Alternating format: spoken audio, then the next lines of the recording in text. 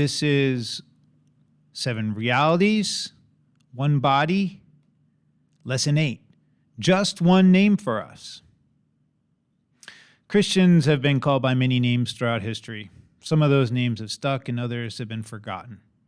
Many names given to Christians have been derogatory. For example, the Jews called the first Christians Galileans because of the apostles who came from Galilee: Peter, Andrew, John, James, Thomas, Matthew, Philip, and Nathanael. Those Jews used the term Galileans scornfully, implying that the Christians were unsophisticated. They're trying to peg believers as outsiders, as not being from the cosmopolitan city of Jerusalem. Another example of a derogatory name given to Christians is the one the Romans gave us in the first centuries after Jesus' time on earth. They called us atheists. They called Christians atheists, believe it or not, because Christians didn't believe in the Roman gods. Although Christians were far from being atheists, and nobody would use that term for us now, the Romans of the first 3 centuries thought it was the perfect descriptor for Christians. Call us what they may, there's only one name we strive to be called by, and that's Christians. If people call us Christians, it's an honor, because a Christian is one who resembles Christ.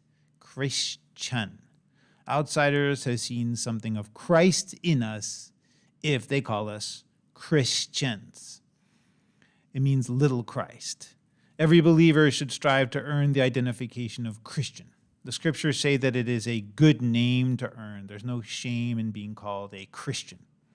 If someone suffers, this is 1 Peter 4:16. If someone suffers as a Christian, he must not be ashamed, but must glorify God with this name.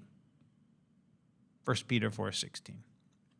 The disciples at Antioch earned the respect of their neighbors, people who thought that the Antiochian believers were like Christ. These had the honor of being called Christians before any other followers of Christ in history. It says this in Acts 11:26. The disciples were first called Christians in Antioch. God's will was never for the church to be divided into different denominations, but sadly, that's the situation today. Christians are one people. We shouldn't have different congregations in one geographical space. The New Testament pattern is for every city or town to have one body of believers, one church. So it's wrong to divide Christians within a given location.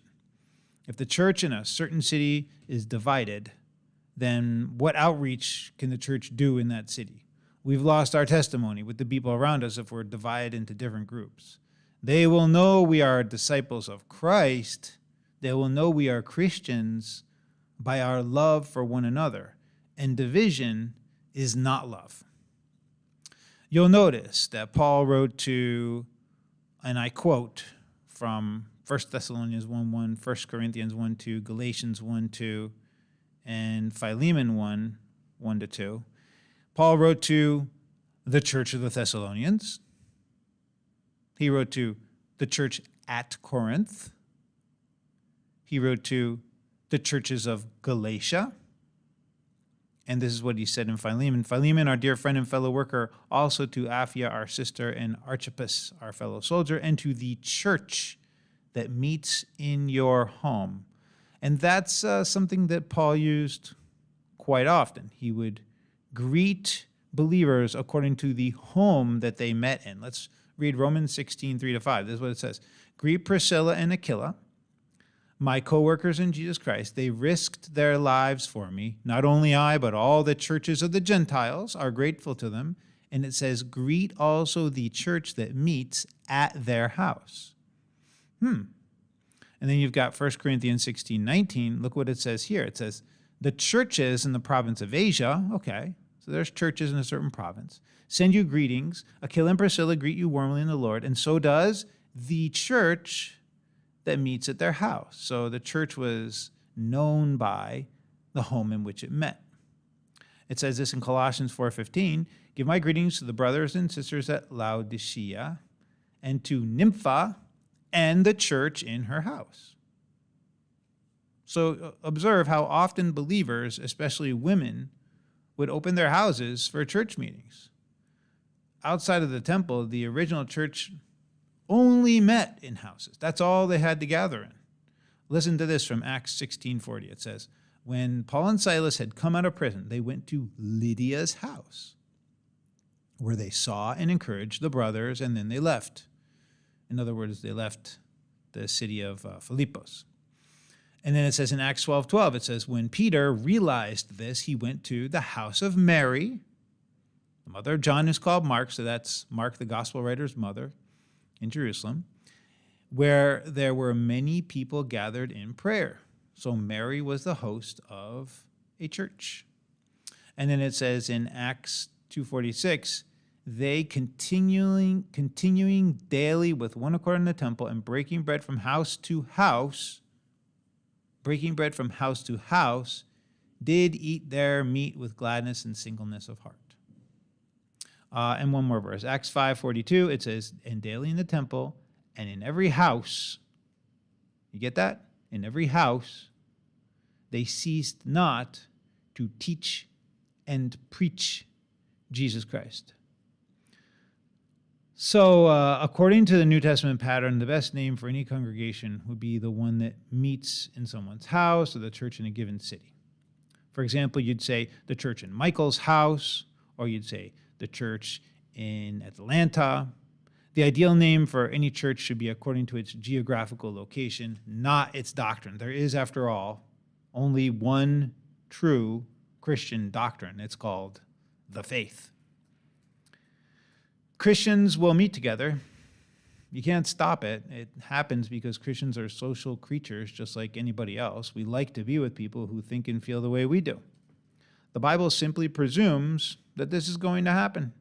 Like 1 Corinthians 11:20 just says, when you meet together, do this and that. But Paul just believed and trusted that they were going to have meetings. The meetings Christians hold are going to earn us a name. For example, some people might refer to your congregation as the noisy church down the block. Or if everyone walks around with a Bible, they might call your church the Bible-toting evangelicals there. If your people are busy strengthening the local community, neighbors might call your church the congregation that does so much good for the community. That'd be a great name to earn.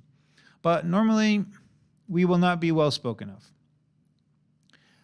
It's normally, as it says in Luke 6:22, when people hate you, when they exclude you and insult you and reject your name as evil, that they peg us with a name. In those cases, the unbelievers who know us will use derogatory names for us. Now, we would hope to be called Christians, but that doesn't always happen. In the end, it doesn't matter what people call us in public. What matters is what God calls us in private. His enemies called Jesus a blasphemer, did they not? And they call him a false prophet. But God calls him my beloved son. What does God say about you? And what does God call your church?